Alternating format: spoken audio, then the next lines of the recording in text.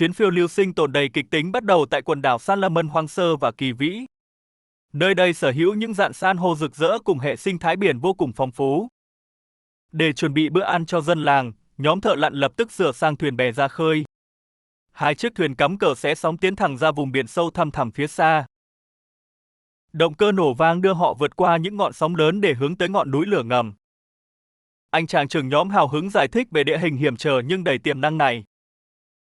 Mọi người nhanh chóng chuẩn bị phao cứu sinh cùng trang thiết bị lặn chuyên nghiệp cần thiết. Vừa lao mình xuống nước xanh ngắt, thợ lặn đã phải đối mặt dòng chảy khá mạnh. Sự kiên nhẫn rình rập dưới đại dương nhanh chóng giúp họ bắn gục con cá đầu tiên.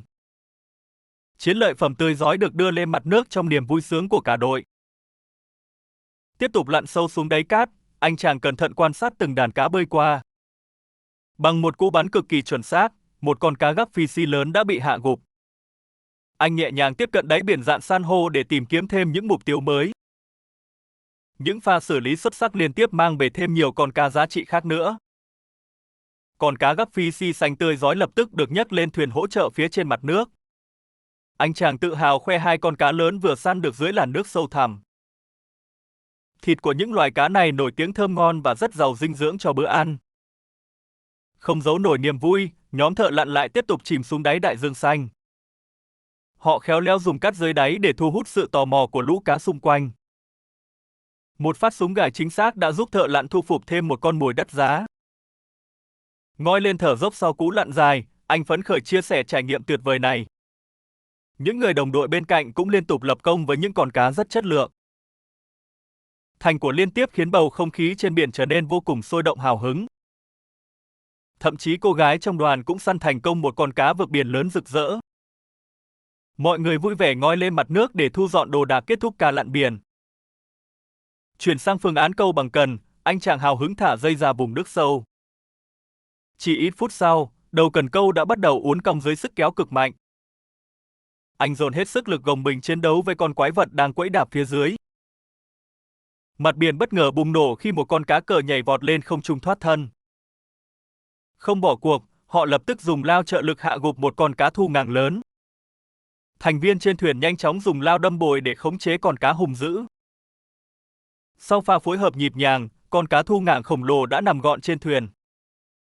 Chiến thắng ngoạn mục này khiến anh chàng vô cùng mãn nguyện sau những nỗ lực giằng co. Thuyền trưởng và người dân đi cùng cũng gật gù khen ngợi tinh thần đồng đội tuyệt vời. Anh dùng gậy xử lý nhanh chóng để giữ cho thịt cá giữ được độ tươi nguyên. Thành quả này là nguồn lương thực quý giá giúp cung cấp bữa ăn no đủ cho làng. Anh cẩn thận kiểm tra bộ cần câu hạng nặng để tiếp tục chuyến săn bắt kịch tính. Trên chiếc thuyền bên cạnh, người đồng đội tóc dài cũng bắt đầu nhận tín hiệu cắn câu. Một chú cá ngừ răng chõ nhỏ nhưng lanh lẹ nhanh chóng bị kéo lên khỏi mặt nước. Anh vui vẻ khoe chú cá ngừ bé nhỏ vừa săn được trước ống kính máy quay. Nút thắt may mắn tiếp tục kéo đến khi cô gái trong nhóm lại cắn được cá lớn. Cô tập trung quay guồng dây kéo con mồi đang quẫy đạp tiến dần về phía mạn thuyền. Anh chàng nhanh tay hỗ trợ nhấc con cá ngừ to gấp đôi con trước lên thuyền. Cả hai nhóm thuyền vui vẻ gặp lại nhau giữa biển khơi để thu dọn dụng cụ. Họ cùng nhìn lại khoang thuyền ngập tràn cá tươi sau một ngày làm việc miệt mài. Những nụ cười rạng rỡ hiện rõ trên môi từng thành viên trước thành của thu hoạch lớn. Giữa cái nắng biển gay gắt, dân làng hào hứng tung những quả dừa tươi mát lạnh. Mọi người cùng chuyển số cá vừa săn được vào thùng lạnh bảo quản thật cẩn thận. Anh chàng thưởng thức dòng nước dừa ngọt lành để lấy lại sức sau chuyến săn vất vả. Thức uống tự nhiên này chính là món quà tuyệt vời nhất của hòn đảo hoang sơ. Đoàn thuyền mở hết tốc lực xé sóng trở về bờ khi buổi chiều tà bắt đầu buông. Thuyền cập vào bãi đá, nơi dân làng đã đứng chờ sẵn từ lâu để đón đoàn. Mọi người nhanh tay khiêng thùng cá cùng vô số hải sản tươi rói lên trên bờ. Những nụ cười rạng rỡ của người dân bản địa làm xua tan đi mọi mệt mỏi. Anh chàng vác con cá thu ngàng khổng lồ trên vai đầy tự hào tiến vào làng. Anh nhiệt tình chia sẻ về vẻ đẹp tự nhiên và lòng hiếu khách của người dân. Khu nghỉ dưỡng sinh thái The Zitter Utlot chính là điểm dừng chân lý tưởng cho du khách. Nơi đây giúp du khách hòa mình vào thiên nhiên và trải nghiệm văn hóa độc đáo. Ngay sau đó, hai thanh niên bản địa dẫn anh tiến sâu vào khu rừng rậm u rậm. Chuyến đi rừng này nhằm mục đích tìm kiếm loài qua dừa khổng lồ quý hiếm. Trên đường đi, thanh niên hướng dẫn cách xử lý vết ngứa do nhựa cây gây ra. Chỉ cần bôi dung dịch từ thân cây dược liệu, vết đau lập tức biến mất ngay. Cô gái trong đoàn vô cùng ngạc nhiên và thán phục kiến thức y học dân gian. Thanh niên tiếp tục giới thiệu về các loại lá nguy hiểm cần tránh trong rừng. Cả nhóm tiến gần đến vách đá vôi, nơi qua dừa thường trú ẩn ban ngày. Anh chàng giải thích tập tính săn mồi ban đêm vô cùng đặc biệt của loài qua. Thanh niên bản địa nhanh tay chẻ đôi của dừa khô để chuẩn bị làm mồi. Họ khéo léo đặt miếng dừa ngay trước cửa hốc đá vôi tăm tối tăm. Dùng dây sơ dừa buộc chặt mồi để qua không thể dễ dàng thả đi mất. Cách đặt bẫy đơn giản nhưng hiệu quả này đã được lưu truyền qua nhiều thế hệ.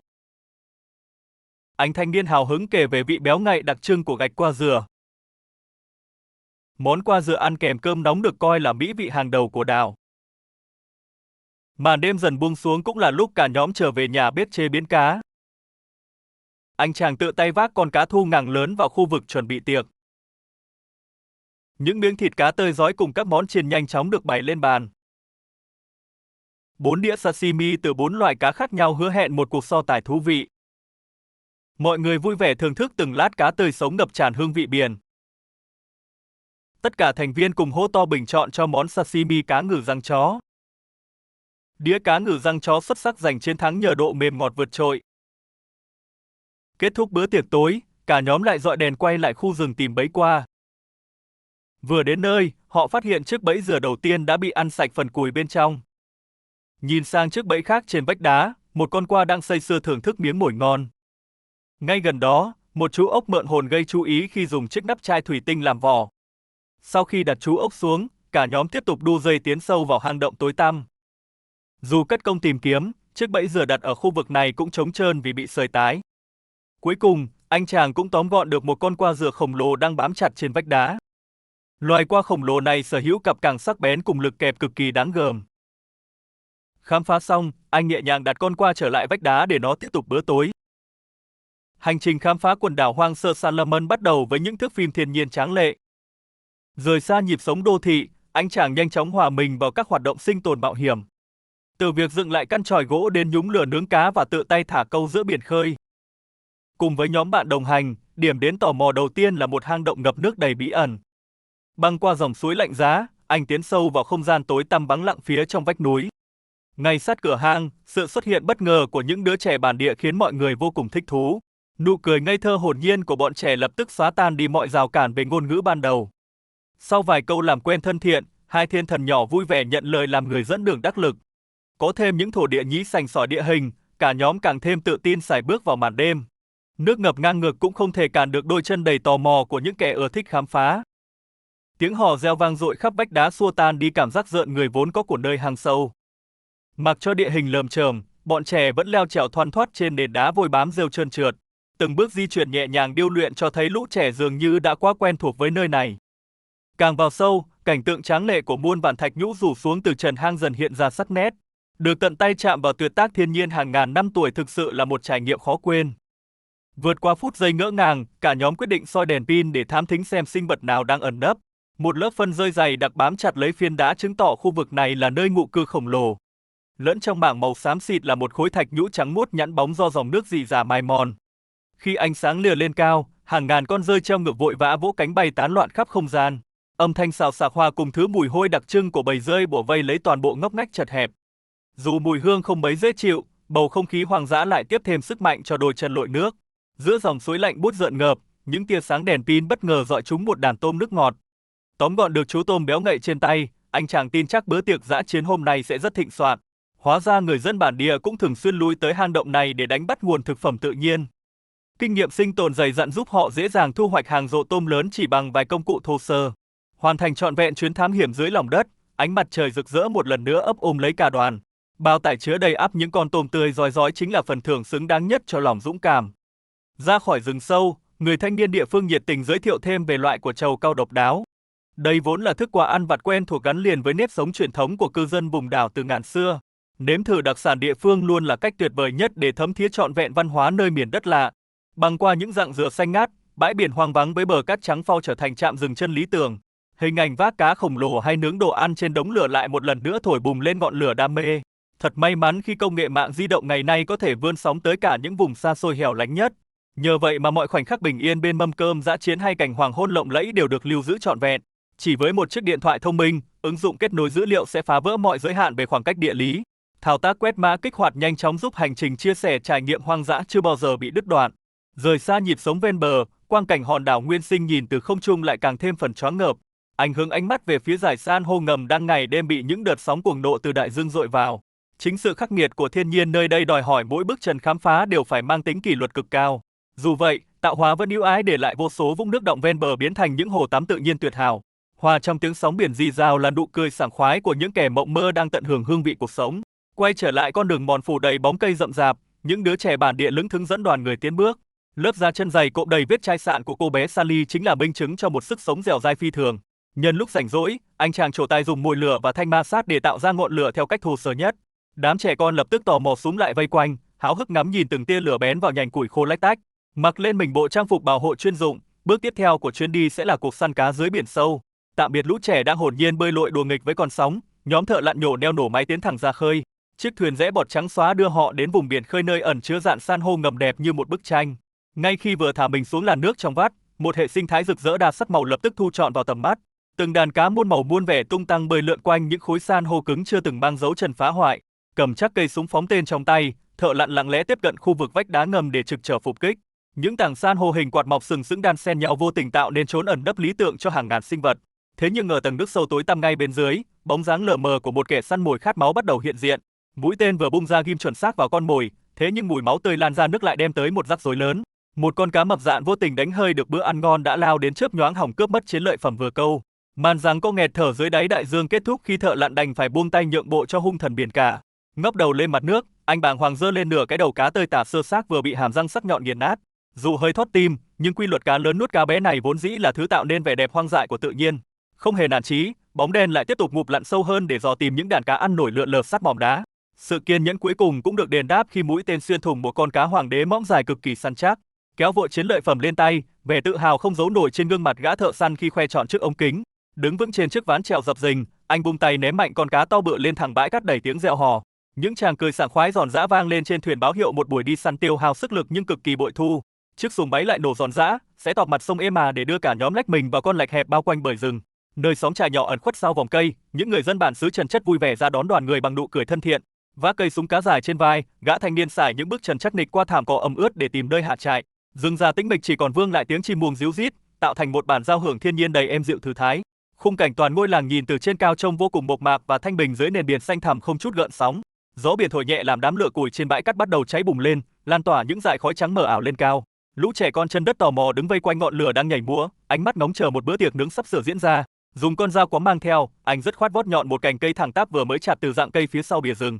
Ngồi thụp xuống bên bếp than hồng, hơi nóng hừng hực bốc lên xua tan đi phần nào cái se lạnh nhẹ nhẹ của buổi chiều tà. Tay cầm thanh gỗ vuốt nhọn, anh điệu nghệ đâm xuyên dọc theo thân con cá hoàng đế béo ngậy để chuẩn bị đưa lên nướng chui. Hai tảng đá san hô chiết to bản được chèn chắc chắn vào hai bên bếp lửa nhằm làm giá đỡ chịu lực cho thanh xiên cá. Hơi nóng hực lên làm lớp da cá từ từ xém vàng, những giọt mỡ thừa chảy xèo xèo xuống tàn than đỏ rực đầy khiêu khích. Chỉ với vài kỹ năng sinh tồn và vật dụng thô sơ, một bữa ăn hoang dã trọn vẹn đang được hình thành ngay trên bờ biển. Tiện tay, mớ tôm nước ngọt bắt được dưới lòng hang sâu ban sáng cũng được khéo léo ghim gọn vào cành cọ để nướng chín. Lớp vỏ tôm bóng loáng dần ngả sang màu đỏ gạch đẹp mắt, tỏa ra một mùi hương quyến rũ không thể chối từ đang lan bay. Quây quần bên ánh lửa bập bùng, mọi người vui vẻ thưởng thức thành của lao động và truyền tay nhau ngụm nước dừa tươi thành mát.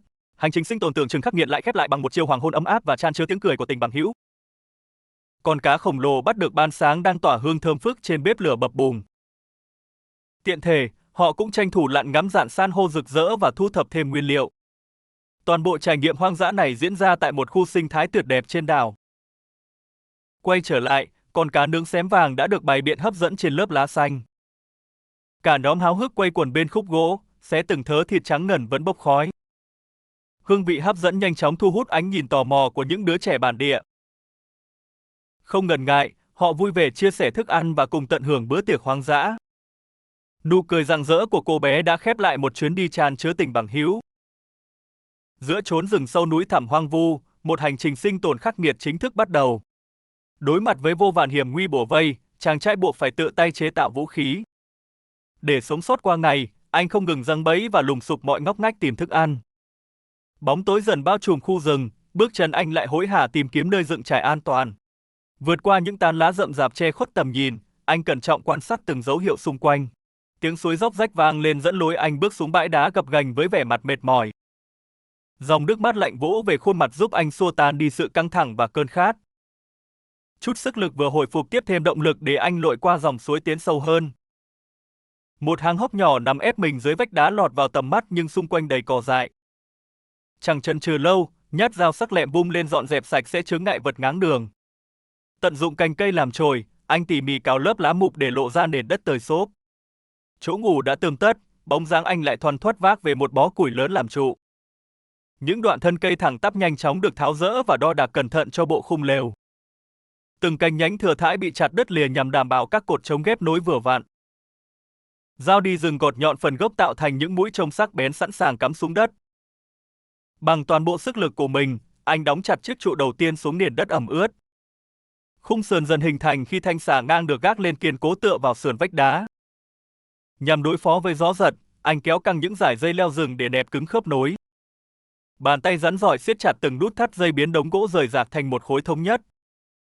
Vòng dây cuối cùng được cố định chắc chắn đánh dấu bước hoàn thiện phần khung xương vững chãi. Dù thế giới côn trùng đang rình rập xung quanh, anh vẫn miệt mài với công cuộc xây nhà. Vài thanh gỗ nhỏ gác chéo lên mái giúp gia cố thêm sức chịu đựng cho tổ ấm hoang dã. Khung lều đã xong, giờ là lúc anh phải băng rừng tìm kiếm vật liệu lợp mái che. Tán lá cọ to bản đan xen nhau nhanh chóng bị chặt hạ và thu gom thành bó. Vác đống lá tơi nặng trĩu trên vai, anh rảo bước quay lại khu trại trước khi trời tối.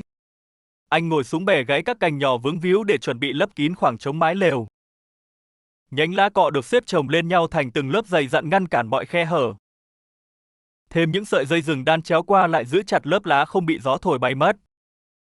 Từ bên trong nhìn ra, mái ấm thô sơ phủ màu xanh mát mắt mang đến cảm giác an toàn. Để chuẩn bị đối phó cái lạnh ban đêm, anh cẩn thận nhặt các tảng đá lớn gom về. Những tảng đá xếp quây tròn lại với nhau tạo thành bệ bếp dã chiến cản gió hiệu quả. Củi khô bẻ nhỏ chất đống gọn gàng chờ đợi ngọn lửa thiêng liêng sưởi ấm không gian lạnh giá. Bùi nhùi sơ tơi xốp kết hợp đánh lửa liên tục xẹt ra những tia sáng hy vọng mỏng manh. Hơi thở dồn dập thổi bùng đốm than đỏ rực thành ngọn lửa liếm trọn đám củi khô rôm rốp. Bất chợt phát hiện lối mòn khả nghi trên đất, kinh nghiệm cho anh biết đây là đường thú đi. Bỏ giờ bếp lửa, anh xách dao lách vào bụi rậm tìm nhặt vật liệu chế tạo bẫy sập. Các nhánh cây tươi có độ đàn hồi dẻo dai bị vạt ngang gốc để làm cần bật lò xo. Từng lẫy gỗ nhỏ được gọt giũa tỉ mỉ biến thành cạm bẫy tử thần đối với đám thú rừng. Anh khéo léo gài thanh ngang xuống rãnh đất tạo thành vòng thòng lọng ngụy trang cực kỳ hoàn hảo. Khi bóng tối nuốt chửng khu rừng, cái bẫy hoàn tất kiên nhẫn chờ đợi con mồi sập hầm. Dò dẫm bước qua lớp cây cối mịt mù, anh vội vã quay về nơi ánh lửa le lói hắt ra. Trại của anh giờ đây sáng rực ngọn lửa đỏ giúp xua đuổi dã thú và cái lạnh buốt xương. Chiếc nồi nhôm cũ kỹ được mang ra ngoài sẵn sàng cho bữa tối đói meo sau ngày lao lực. Nhưng chiếc dạ dày dũng tức ép anh phải đội đèn pin tiến ra bờ suối mò mẫm đêm đen. Ánh đèn leo lét dọi xuống dòng suối cạn soi rõ từng hốc đá ẩn chứa sự sống bên dưới. Đôi tay lạnh cóng liên tục lật mở những phiến đá trơn trượt tìm kiếm chút tôm quả ít ỏi. May mắn mỉm cười khi vài con ốc suối béo ngậy nằm phơi mình ngay dưới làn nước trong vắt. Không bỏ sót nốc nách nào, anh tiếp tục lật tung đáy suối với hy vọng bắt được mồi to. Lọt thỏm giữa khe đá, một con qua càng đỏ au bự chảng vùng vẫy nhưng liền bị tóm gọn. Chiến lợi phẩm mang ra rửa sạch bùn đất ngay dưới suối báo hiệu một bữa ăn thịnh soạn. Chiếc giỏ mây đã nặng tay, anh gom góp thành của rào bước về lại căn tròi nhỏ bình yên. Nồi nước nhanh chóng được chuẩn bị trong lúc những con mồi tươi sống vẫn đang rục dịch quẫy đạp. Bật chiếc đèn báo cũ kỹ treo lên nhánh cây, không gian sinh hoạt liền bừng sáng rõ rệt. Mọi thứ xung quanh dần ổn định, anh nhấc nồi nước lên đun chờ đợi giây phút được no bụng. Đám qua ốc vừa đánh bắt được chút thẳng vào nồi nhôm sẵn sàng cho món luộc dân dã. Vẫn chưa đủ yên tâm, anh mang một số con ra bờ suối chặt bỏ đuôi ốc cho sạch sẽ. Từng nhát dao đập gãy phần vỏ cứng giúp gia vị dễ ngấm và việc ăn uống thuận tiện hơn. Ốc sơ chế xong được thả nốt vào nồi nước đang sùng sục làm dậy lên mùi thơm đặc trưng. Nồi đồ ăn đặt ngay ngắn trên ngọn lửa hồng xèo xèo lấp đầy không gian rừng già tĩnh lặng. Để nước dùng bớt tanh, anh vò nát vài nắm lá rừng thả chung vào nồi đang sôi. Hé mở nắp vung, màu đỏ au của qua chín tới kích thích mạnh mẽ cơn thèm ăn tột độ. Dùng 2 thanh cùi gắp vội con qua nóng hổi ra đĩa, anh không giấu được ánh mắt thèm thuồng. Cầm con ốc nghi ngút khói trên tay, hương vị ngọt thịt nguyên sơ xoa dịu đi bao mệt mỏi. Anh từ tốn nhấm nháp phần thịt ốc dai giòn tận hưởng thành của xứng đáng sau một ngày vất vả. Sang đến món quà luộc, lớp mái cứng cáp bị tách đôi lộ ra phần gạch béo ngậy vàng ươm. Cơn đói được dập tắt, anh ném thêm khúc củi lớn giữ ngọn lửa cháy rực suốt cả đêm dài. Xong xuôi mọi việc, anh thu mình ngồi co ro bưng mặt suy tư giữa màn đêm sâu thẳm tĩnh mịch. Chốc chốc anh lại đưa mắt nhìn quanh khu rừng chìm trong tiếng côn trùng rỉ rả không ngớt. Ánh bình minh xé toạc màn mây mờ ảo mang theo hơi sương ẩm ướt đọng trên tán lá rậm rạp. Tia sáng xuyên qua kẽ lá đánh thức chàng trai đang chìm sâu trong giấc ngủ dưới mái lều hẹp. Bước ra ngoài vươn vai thư giãn, đống tro tàn nhắc nhở anh một ngày mới mẻ lại bắt đầu. Buộc lại mái tóc dài gọn gàng, anh bước đi tiếp tục cuộc hành trình sinh tồn đầy gian nan. Băng qua thảm cỏ ướt đẫm sương đêm, anh vội tiến đến kiểm tra chiếc bẫy sập đặt từ tối. Bất ngờ thay, một con chuột béo mập đã nộp mạng lùng lẳng dưới sợi dây thòng lọng căng cứng. Gỡ con mồi khỏi bẫy, anh vui mừng dâng niu nguồn đạm dồi dào tiếp sức cho ngày dài kham khổ. Gài lại chiếc bẫy sập vào vị trí cũ, anh xách chiến lợi phẩm dọc theo triển dốc đi lên. Vô tình liếc nhìn lên thân cây cổ thụ lớn, chùm quả đỏ mọng lấp ló dưới lá vẫy gọi. Vài trái tiêu rừng cay nồng hái xuống nếm thử mang đến thứ gia vị tuyệt hảo cho bữa nướng. Dưới cơn mưa phùn rả rích, đôi giày đẫm bùn lội ngược về hướng căn chòi che mưa che nắng. Cầm chùm chuột rừng chĩu tay, dáng anh khuất dần vào màn sương thẳm của đại ngàn hoang vu. Mang theo chiến lợi phẩm sau chuyến đi săn mệt nhoài, anh vội vã trở về căn chòi lá quen thuộc. Ngọn lửa ấm nhanh chóng được thắp lên để thui vàng lớp lông của những con chuột rừng béo ngậy. Lớp da cháy đen bên ngoài cẩn thận được cạo sạch bong bằng những nhát dao vô cùng tỉ mỉ. Ngay sau đó, toàn bộ số thịt được mang ra dòng suối róc rách để rửa trôi mọi lớp bụi bẩn. 4 con mồi căng mọng được bày ngay ngắn trên phiến đá chờ xiên qua thanh trúc tươi vừa chẻ. Anh khéo léo chẻ đôi nhánh cây rừng để tạo thành chiếc kẹp nướng thật chắc chắn cho bữa ăn. Vốc nước suối mát lạnh nhanh chóng giúp anh xua tan đi mọi nỗi mệt nhọc của một ngày dài. Quay lại căn chòi, xiên thịt hấp dẫn nhanh chóng được anh gác lên bếp lửa hồng đang bốc khói. Mùi thơm lừng của lớp mỡ xèo xèo đánh thức cơn đói cồn cào khi món nướng đã chín tới. Không thể kìm nén thêm, anh liền gỡ một miếng thịt nóng hổi cho ngay vào miệng nhai ngấu nghiến. Vị ngọt dai của thú rừng hoang dã khiến bữa ăn đạm bạc bỗng trở nên vô cùng hoàn hảo. Tận hưởng hương vị tuyệt hảo, từng thớ thịt béo ngậy đã nhanh chóng lấp đầy chiếc dạ dày trống rỗng. Đống than hồng dần tàn lụi, khép lại trọn vẹn một ngày sinh tồn hoang dã đầy mãn nguyện.